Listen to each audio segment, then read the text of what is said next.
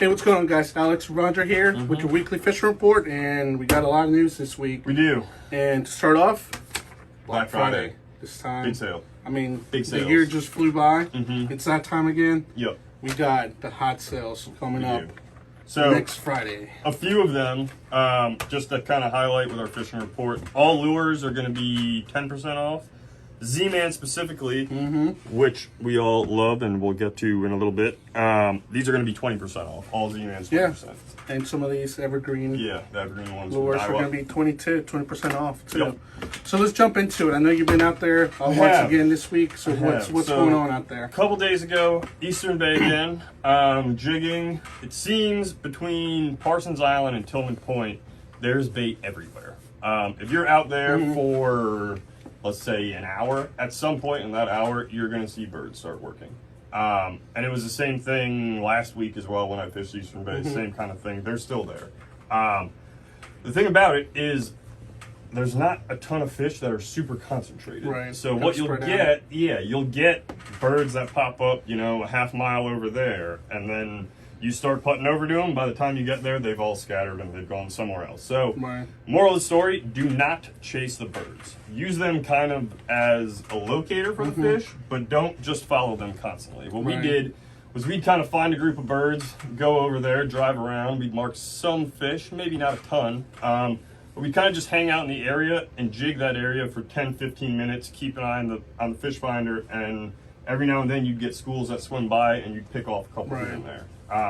But it's not like you're pulling up to these fish and they're jumping out of the water. It's the bait's just barely out of reach of the birds. The birds start diving on it, the bait goes back down. There's not a ton of fish to keep that bait up high.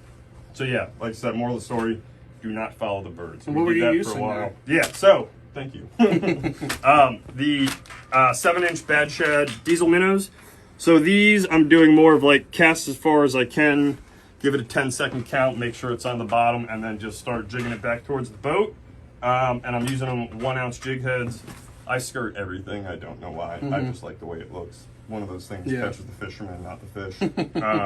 So if I'm casting and jigging, I'm using paddle tails, specifically 7-inch diesel minnows. If I'm vertical jigging, just up and down, kind of right by the boat, I like the split tails a little bit better.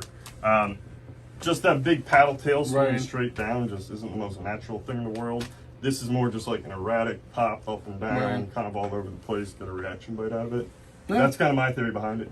Yeah, I mean, it works, right? Yeah, caught them both ways, up to 30 inches as well. Nice. So, yeah, there's some good ones out there. Yeah. You kind of got to weed through some small ones, but it's just kind of random. School swims by and boom, pick a couple off, go find the next one. Yeah. I mean, temperatures are dropping now. Yes. I know we got water temperature pretty much down to like the low 50s. Yeah. So it's one of those things where I think we're right on schedule for the typical thing this time of the year where we probably have like 2 or 3 weeks left in this general area here before the water drops to like the mid 40s and really sluggish them down, really slow. But that's a thing where we always say, work your way south if you can. Because, we were talking before, south has been...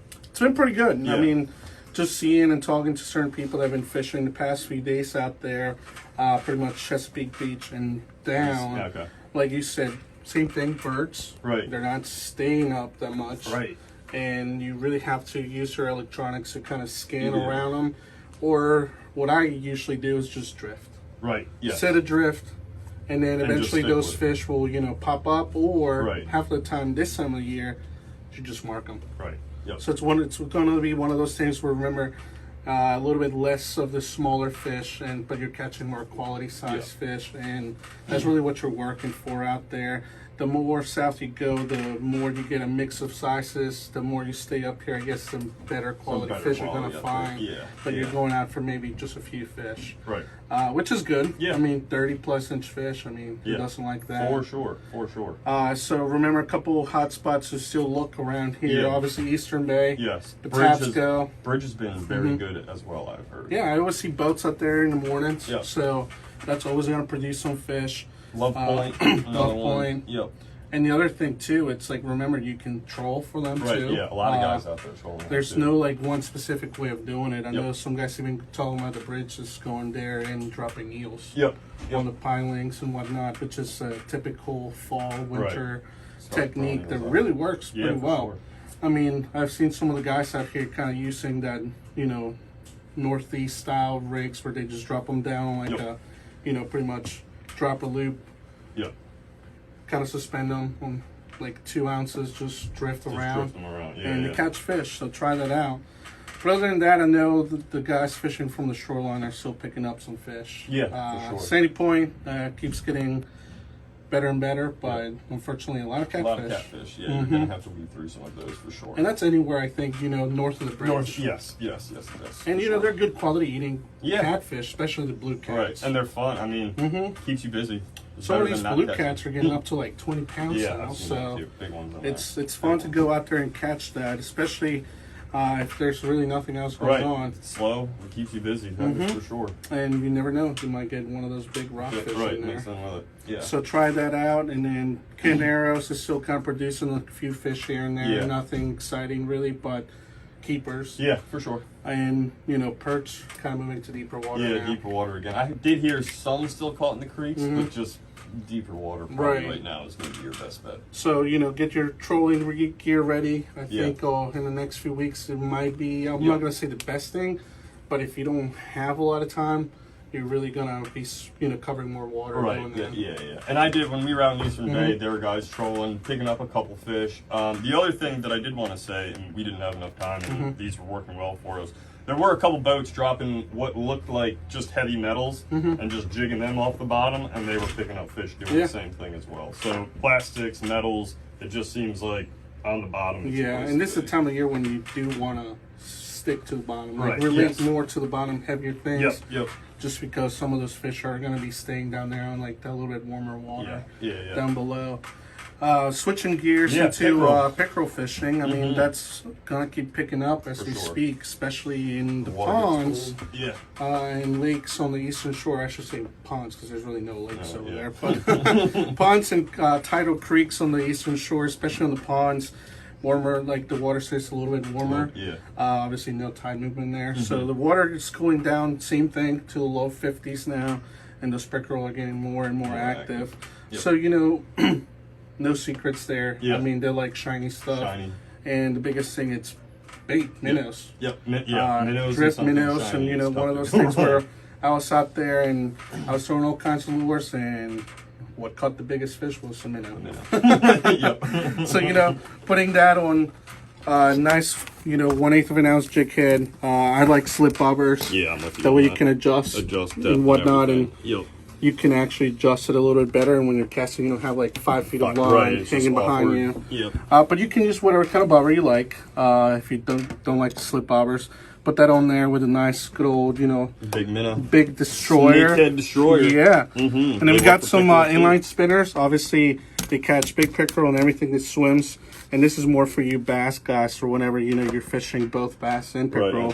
Just a little, you know, crawl plastic. On like a little swim jig. And remember, those are going to be on sale there too. So they're pretty good lures. Other than that, I mean, we're seeing more yellow perch too being caught in the tidal creeks here, especially the Magothy. I've seen a lot of guys going out there for pickerel, end up catching. A few yellow perch mixed in. Literally, I think I saw 4 guys this week with limits of yellow perch. Oh, no kidding. So I don't know where in the Magothy, but you got to go out there and search around. But they're out there and they're catching them, so and they're keepers, obviously.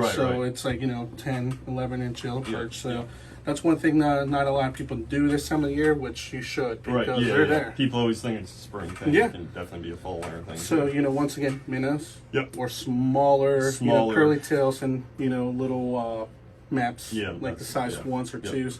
They're gonna work great, especially if you work your way to the upper part of the bay, like, you know, middle river and whatnot. You're gonna catch all kinds of stuff: crappie, perch, even pickerel and bass, and you never know, maybe one of those winter snakeheads. Because it happens all the time. It happens. But other than that, I mean, Ocean City. I was gonna say, what's surf? Surf fishing is kind of slowing down a lot now. We heard of like some small size redfish and some keeper rockfish showing up in Chesapeake and Mm-hmm. Chincoteague. But it's that time of the year where it's like a little break between, now and December when the bigger rockfish kind of show up. Yeah. But even that is not super, like,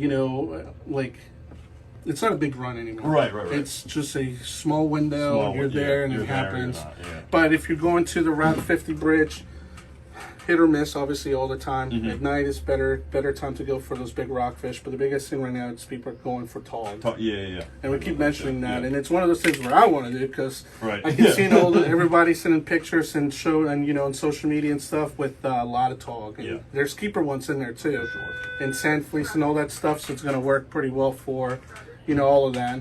Other than that, I think that's all we got this week for the fishing report. Yeah.